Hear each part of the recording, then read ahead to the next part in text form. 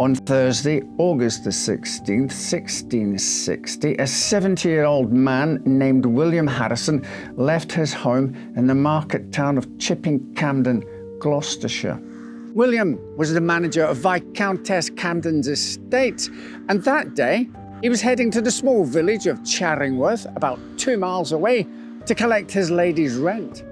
Meanwhile, his wife, Mrs. Harrison, continued her day, expecting William to return before dark, like he always did. But as the day went on and the sun began to set, William was still nowhere to be seen, and his wife began to worry.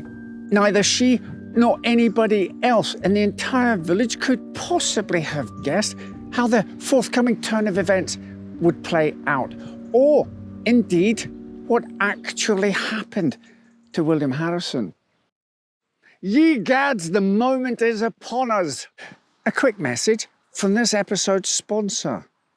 If you or someone you know are a fan of history and the lost art of letter writing, you'll no doubt be interested in Historic Mail. Created by a group of history enthusiasts, Historic Mail offers you the chance to learn about the fascinating inner lives of some of time's most eminent individuals. Sign up and each week you will receive an envelope containing a lovingly reproduced letter from a historical figure, such as this one from Walt Disney to Richard Nixon. You'll also receive a document containing a typed copy of the correspondence and extra information explaining its historical context. There are a variety of gift packs to choose from, such as the American History Pack that features letters from the founding of the Republic in 1776 to the fears of the Cold War in 1976.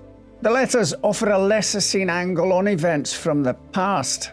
Historic Mail offers 10 weeks of letters for $59.99, with options for 25 or a year-long 52-pack. It really is the perfect gift for history lovers. This holiday season, surprise your loved ones with this timeless gift. And right now, you can enjoy 10% off on all their products during their Christmas sale. Go to historicmail.com/wellinever to get your gifts now and help support the channel. William's wife immediately feared something ghastly may have happened to her husband, because there had been several incidents in the village in recent days, including the Harrisons' own servant, John Perry, being attacked by a highwayman. Despite his recent ordeal, Mrs. Harrison sent John to search for her husband, leaving a lighted candle in the window to help lead the pair home. But the hours kept passing, and neither William nor John returned. The following day, the Harrisons' son, Edward, set off in the direction of Charingworth to find out what had happened to his father. On his way, he encountered John Perry, who told him he had searched the neighbouring village but did not find any signs of his master. In an effort to trace William's footsteps, the pair then set off for Ebrington, a small village between the two locations where William was set to collect rents. There, they spoke to tenants and learned that William had indeed been there and collected rent the night before. Edward and John continued their journey to Paxford, half a mile away. But there, nobody had seen the rent collector. At this point, the two men were ready to give up and head back to Chipping Campden, where they could plan their next moves. It was then that the situation began to spiral out of control. On their way, Edward and John were told that a hat, collar band, and comb had been found on the main road between Ebrington and Campden earlier that day by a woman on her way to work in a field. Following the revelation, the two men located the woman and asked to see the items. Immediately, Edward and John recognized they belonged to William. His items being found in the middle of the road was worrying enough, but what really troubled Edward were the cuts and spots of blood on his father's hat and collar band. By this point, news of the discovery had reached Chipping Campden, and fearing the worst, families in the village began a frantic search for William's body. The area around where the items were found was scoured, and yet there were still no signs of Mr. Harrison, alive or otherwise. As John and his master's son made their way home, theories and suspicions swirled through Edward's mind. His father's young servant had been sent to look for his master, and John had stayed out all night. Could it be that John had indeed encountered William on his way back from Charingworth and decided to rob his master? After all, William was carrying rent money, and John's family was impoverished. Perhaps he saw an opportunity that night. The next day, John was brought before a justice of the peace and asked to recount the events from the night his master disappeared. John explained that he had walked towards Charingworth until it got too dark to continue the search. After turning back, he encountered one William Reed, who accompanied him on his way back to Campden House. Afterwards, he saw a man named John Pearce and walked with him through a field looking for his master before he too left. Perry then went to lay in the hen house for an hour. At midnight, he set off for Charingworth until it got misty and he lost his way. He then slept beneath a bush until morning, where he continued the search before eventually meeting Edward. While John's story may have sounded a bit odd and had some gaps, William Reed, John Pearce, and the tenants he visited corroborated his version of events.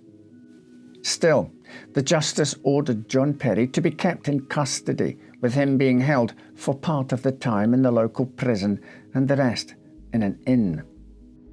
After a week, the servant informed the authorities that he knew more than he had initially let on, but he would only speak to the local justice. When he arrived, John confessed that he knew what happened to Harrison. It was not he who murdered his master. Oh no, it was his brother Richard and his mother Joan. John explained that after his father died, the family grew desperate, and his brother and mother had already stolen a large sum of money from Harrison's house the previous year. When William left to collect rent, Richard and Joan followed him, killed him for his money, and hid the body. When Joan and Richard were told of the confession, they vehemently denied having anything to do with the supposed murder. However, faced with his mother and sibling, John held firm that what he had said was true. He would later claim that his testimony was a result of insanity. But despite this, and despite the judge initially refusing to proceed with the charges as there was no body, John, his brother, and his mother were eventually tried for the murder of William Harrison. Later, on the scaffold, after watching his mother and brother be executed, John Perry shouted at the crowd, saying he knew nothing about his master's fate, but they may discover something about it soon enough. The young servant's body was then gibbeted. But his last words were not wrong. A year later, in 1662, a boat from Lisbon arrived in England. On board was a man with a fantastical tale of abduction and escaping slavery. It was none other than William Harrison. According to his version of events, the night he went missing, he had been set upon and wounded by a group of men with swords, who then took him out to sea and tended his wounds. After several weeks on board the ship, he was transferred onto a Turkish vessel bound for Smyrna, now Izmir, where he was enslaved by a doctor. This doctor was apparently elderly, as you may surmise of someone who enslaves a man in his 70s, and upon his death, Harrison was able to use a silver bowl the man had given him to buy his way to freedom and return home. While he may have expected a grand welcoming on his return, this wasn't the case. In fact, it's claimed that upon learning her husband was alive, Mrs. Harrison fell into a deep depression and took her own life. John Perry's body was quietly lowered from the gibbet and buried, but a dark shadow hung over the village for its actions in condemning 3 innocent people, and many questions still remained. Why had he been so adamant that his mother and sibling had committed a murder that we now know never took place?